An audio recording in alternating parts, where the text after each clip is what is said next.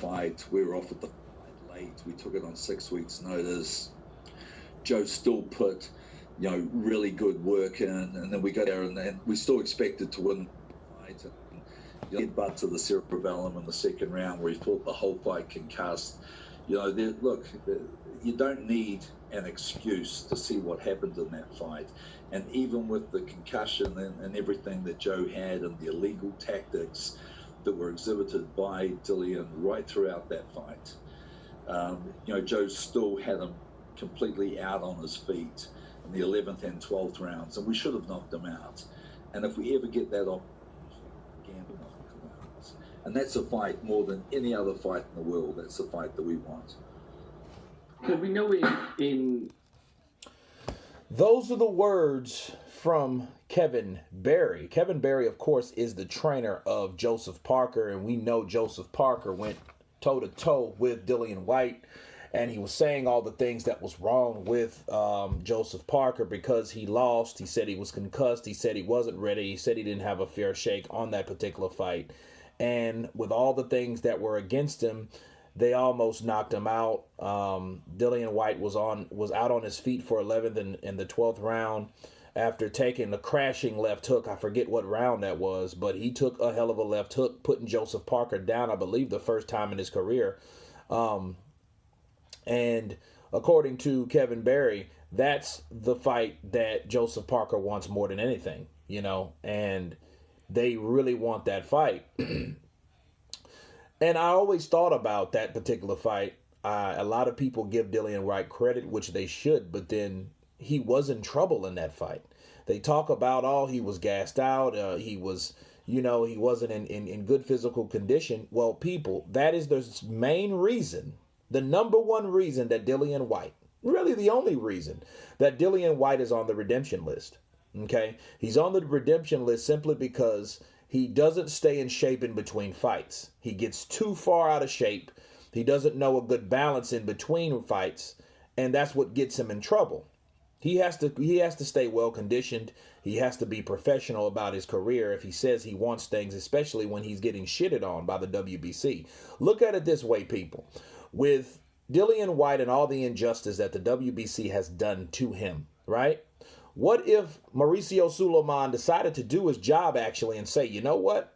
Dillian Whyte, you're absolutely right. Let's snatch Dominique Brazil out and put you in. Ready? Go. What do you think Dillian Whyte would be, and in what type of shape you think Dillian Whyte would be in? Because honestly, in the Oscar Rivas fight, he was in pretty good shape. But then when he reached that adversity with all the drama, he ended up coming in, again, overweight, right? He was like 253 or some shit like that, some massive amount, maybe 260. He looked like the Black Michelin Man. He really did, people, and that's why he was on the redemption list, because there's no reason. And then I think that caused him the AJ fight, saying he didn't have enough time, yada, yada, yada.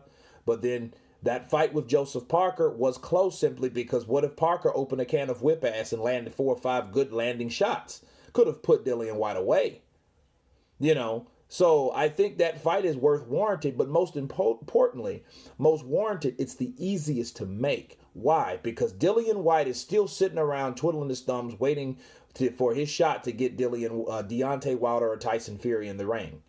More than likely now Tyson Fury, but he could take that Joseph Parker fight just to fill in. I think that's a better fight than the Povetkin fight, because Povetkin's old. He will gas out in 6 or 7 rounds, and that will be the end of Povetkin. We've seen that with Joshua. We almost seen that with Hunter, with Povetkin. Okay, so, but it is a new fighter. So, props to Dillian Whyte for taking on another, fighter as of Povetkin with the resume that he has.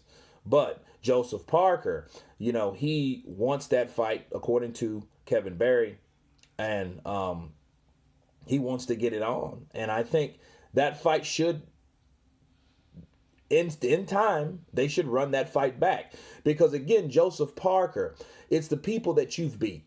And the people that you've beat, if those people that you've beat made a come up, that makes your resume more noticeable. Okay, look at what I'm talking about, people. He beat Andy Ruiz to a 12th round decision for the WBO heavyweight championship of the world, and he lost it to who? Anthony Joshua, right? Joshua then in returns knocks out Povetkin and then gets stopped by Andy Ruiz, the same guy that he beat. No, it wasn't the same way or any of that. However, he did get the win. He has a W over Ruiz, right? So Joseph Parker and Anthony Joshua share a win over Ruiz. That's the only two people, right? Now, if you're looking at that particular, now you're looking at Joseph Parker. He's been in there with Joshua. He's been in there with Dillian Whyte. He's been in there with Andy Ruiz, right? And his record is pretty damn good. Now, he's lost twice. However, you still have to look at it like, well, hey, that's the man that beat Joshua. And for a while, for 6 months, he was the only man that beat Ruiz. You know what I mean? So he was the only guy that beat Ruiz, and Ruiz beat Joshua. So it looks good. So we can tell how the heavyweight division is swapping in and swapping out, but that's what you're going to get when you have different fighters fighting each other, people. But anyway, it's interesting to see. I just look forward to see if they could get a rematch with Dillian Whyte.